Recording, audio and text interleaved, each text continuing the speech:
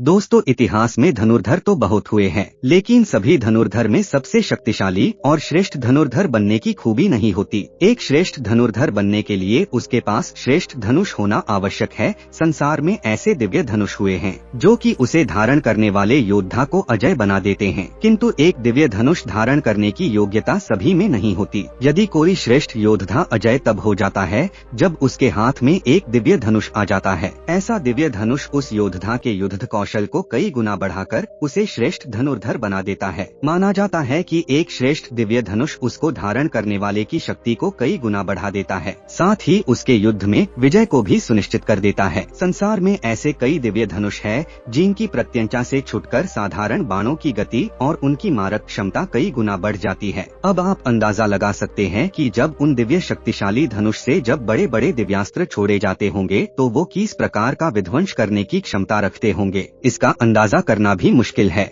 आज हम जानेंगे संसार के ऐसे 5 सबसे शक्तिशाली दिव्य धनुष के बारे में जिस दिव्य धनुष को हमारे हिंदू महाकाव्यों जैसे रामायण महाभारत में सबसे शक्तिशाली धनुष के रूप में बताया गया है। उन सभी धनुष और जिसे हमने नंबर 1 पर रखा है उसके बारे में जानकर आपके होश उड़ने वाले हैं। दोस्तों, क्या आप जानते हैं संसार के सबसे शक्तिशाली उस धनुष को? वो कौन सा धनुष है जिसे सर्वश्रेष्ठ माना जाता है? शायद आप सोच रहे होंगे क्या वो रुद्र धनुष होगा? जी नहीं। तो आप कहेंगे क्या वो अर्जुन का गांडीव है? जी नहीं। तो आप कहेंगे तो वो कर्ण का विजय धनुष ही होगा? माफ करना दोस्तों, वो भी नहीं। दोस्तों, सर्वश्रेष्ठ तो सर्वश्रेष्ठ ही होता है। आप जितना भी अंदाजा लगा लो, लेकिन आप सही अंदाजा नहीं लगा पाओगे कि आखिर कौन सा धनुष सर्वश्रेष्ठ और सबसे शक्तिशाली है और वो किस योद्धा के पास था और जिससे सभी देवता डरते थे। दोस्तों, चलिए जानते हैं संसार के उस 5 सबसे शक्तिशाली धनुष और उसे धारण करने वाले धनुर्धर के बारे में। सबसे कम नंबर से शुरू करते हैं। नंबर 5 पर आता है गांडीव धनुष। सबसे पहले बात करते हैं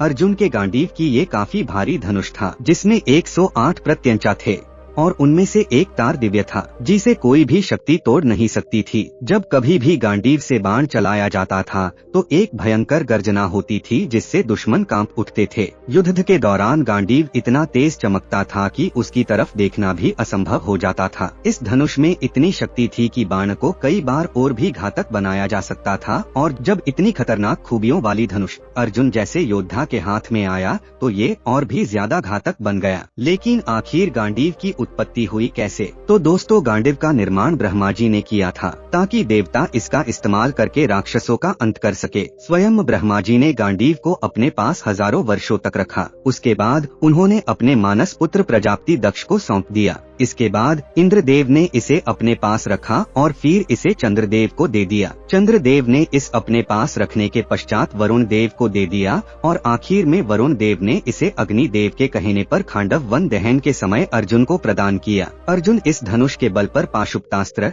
इंद्रास्त्र और ब्रह्मास्त्र जैसे भीषण शक्तिशाली अस्त्रों का आवाहन कर सकते थे। नंबर 4 पर आता है विजय धनुष। कहा जाता है विजय धनुष भगवान शिवजी ने देवराज इंद्र से अपने शिष्य भगवान परशुराम को वरदान स्वरूप दिलवाया था। उसी धनुष की सहायता से परशुराम ने 21 बार इस धरा को क्षत्रिय विहीन कर दिया था। उसके उपरांत यह महान धनुष महारथी कर्ण को प्राप्त हुआ था। कर्ण के धनुष में ऐसी खूबियां थी जो अर्जुन के गांडीव धनुष में नहीं थी। विजय एक ऐसा धनुष था जिसे किसी भी प्रकार का अस्त्र या शस्त्र से नष्ट नहीं किया जा सकता था। इससे तीर छुटते ही भयानक ध्वनि उत्पन्न होती थी। कहते हैं कि कर्ण का विजय धनुष मंत्रों से इस प्रकार अभिमंत्रित था कि वह जिस भी योद्धा के हाथ में होता था उस योद्धा के चारों तरफ एक सुरक्षा का अभेद घेरा बना देता था जिसे किसी भी दिव्यास्त्र से भेदा नहीं जा सकता था। और इस संदर्भ में महाभारत युद्ध के 17वें दिन भगवान श्री कृष्ण ने अर्जुन से कहा था कि जब तक कर्ण के हाथ में उसका विजय धनुष है तब तक तीनों लोकों के योद्धा एक साथ मिलकर भी कर्ण को हरा नहीं सकते हैं।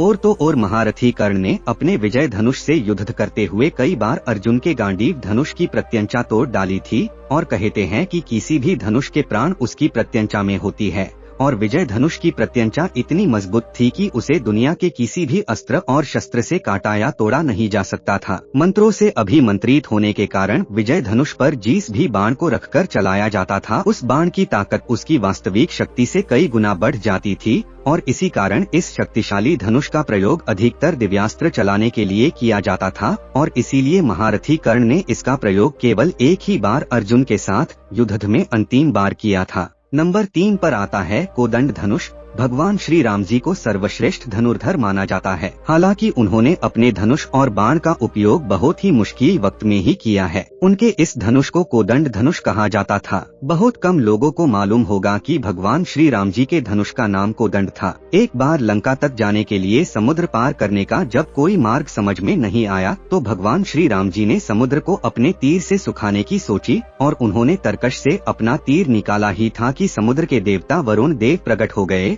और उनसे प्रार्थना करने लगे। बहुत विनती करने के बाद ही श्री राम ने अपना तीर तरकश में रखा था और आगे चलकर भगवान श्री राम जी ने महापराक्रमी रावण का भी अंत भी इसी से किया था। श्री राम जी के धनुष को लेकर ये भी कहा जाता है कि उनके पास भगवान विष्णु का सारंग धनुष भी था, जिसे उन्हें परशुराम जी ने दिया था। नंबर 2 पर आता है पिनाक धनुष। शिव धनुष यह स्वयं भगवान शंकर के लिए निर्मित धनुष था। इसे कई नामों से जाना जाता है। पुराणों में इसे शिव धनुष या त्याग धनुष कहा जाता है और महाभारत, रामायण और अन्य ग्रंथों में इसे पिनाक के नाम से भी जाना जाता है। और इस धनुष को धारण करने के कारण ही महादेव पिनाकधारी भी कहलाते हैं। यह धनुष संसार का सर्वश्रेष्ठ सबसे शक्तिशाली भी था। वाल्मीकि रामायण के अनुसार पिनाक का उपयोग सृष्टि विनाश या प्रलय के लिए प्रयोग किया जाता था। भगवान शिवजी का मूल धनुष है और इस धनुष को वह सदैव अपने साथ ही रखते हैं। पिनाक धनुष का उपयोग कर उन्होंने कई सारे दैत्यों एवं राक्षसों का वध किया था। उन्होंने इसी धनुष से सर्वप्रथम पाशुपतास्त्र का संधान कर त्रिपुरासुर का अंत भी किया था। हालांकि भगवान शिवजी को अपने शत्रु को पराजित करने के लिए किसी भी धनुष की आवश्यकता नहीं है। नंबर 1 पर आता है शारंग धनुष। यह भगवान विष्णु जी के धनुष का नाम है। कहा जाता है कि यह धनुष शिवजी के धनुष पिनाक के साथ विश्वव्यापी वास्तुकलाकार और अस्त्र शस्त्र के निर्माता विश्वकर्मा द्वारा तैयार किया गया था और यह धनुष भगवान शिवजी के पिनाक धनुष जैसा ही शक्तिशाली था। यह दिव्य धनुष भगवान विष्णु जी को अत्यंत प्रिय था। भगवान विष्णु जी का यह धनुष पूर्व काल में ऋषि ऋचिक मुनि को सौंपा गया था। समय के साथ साथ शारंग भगवान विष्णु जी के अवतार और ऋषि ऋचि के पौत्र परशुराम जी को प्राप्त हुआ। परशुराम जी ने अपने जीवन के उद्देश्य को पूरा करने के पश्चात भगवान विष्णु जी के अवतार भगवान श्री राम जी को शारंग धनुष दे दिया। महाभारत काल में ये भगवान श्री कृष्ण के पास था। इसी धनुष से श्री कृष्ण ने लक्ष्मणा के स्वयंवर की शर्त पूरी की थी और कई युद्ध भी लड़े थे। इस धनुष को सर्वश्रेष्ठ इसीलिए माना जाता है कि एक बार देवताओं के प्रश्न का समाधान करने के लिए कि कौन है श्रेष्ठ, शिव जी या विष्णु जी, इस पर ब्रह्मा जी ने भगवान शिव और विष्णु जी में युद्ध करा दिया था। तब इसी शारंग धनुष से भगवान विष्णु ने शिव जी के पिनाक धनुष को शिथिल कर दिया था।